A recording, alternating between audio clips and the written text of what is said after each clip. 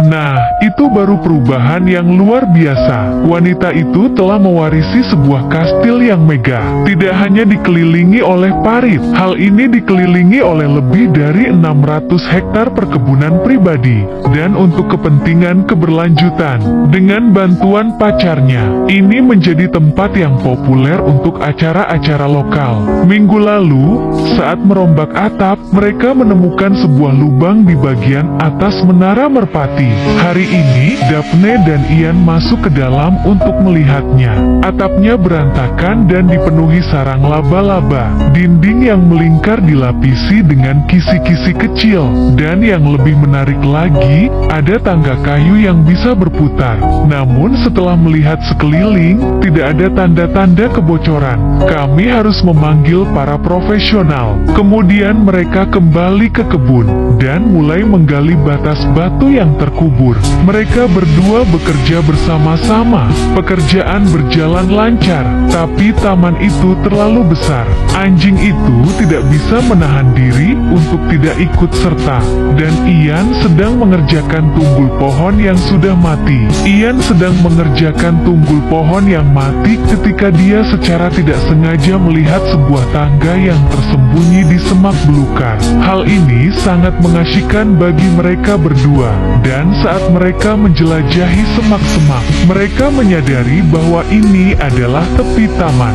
Jadi, sekarang menyingkirkan semak-semak adalah salah satu tugas pertama mereka. Keesokan paginya, Ian mengambil gergaji mesinnya dan dia menembaki semua silinder. Dan dia menembaki semak-semak untuk menyingkirkan puing-puing yang tidak sedap dipandang.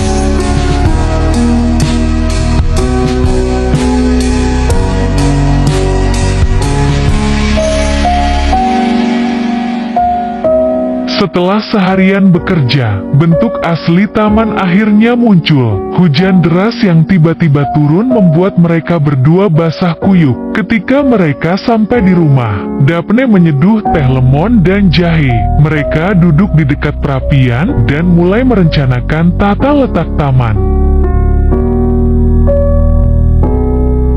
Keesokan harinya mereka menemukan beberapa bambu dan menandai di mana pohon-pohon cemara akan ditanam di taman sesuai dengan rencana. Dan sebelum mereka bisa mulai menanam pohon-pohon itu, mereka harus membersihkan ranting-ranting dari tepi tumpukan. Untuk itu, mereka membeli mesin penghancur ranting.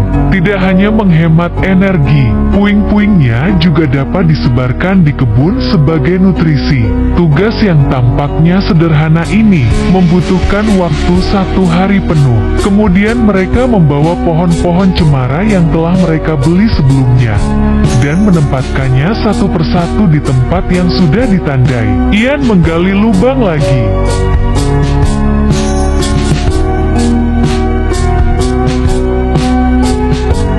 Akhirnya, sebelum malam tiba, mereka telah menanam semua pohon. Keesokan paginya, mereka memotong beberapa bambu dan menaruhnya di samping pohon cemara. Lalu mereka mengikat pohon-pohon cemara itu dengan tali, agar pohon-pohon itu tidak tumbuh tidak sesuai dengan bentuknya. Sekarang, cuaca semakin dingin. Daphne kembali ke kastil untuk memperbaiki jendela yang rusak. Jendela-jendela kuno itu adalah favoritnya. Dan Ian telah mendorong pemukul gulma ke parit. Semak-semak berduri ini sangat merusak pemandangan.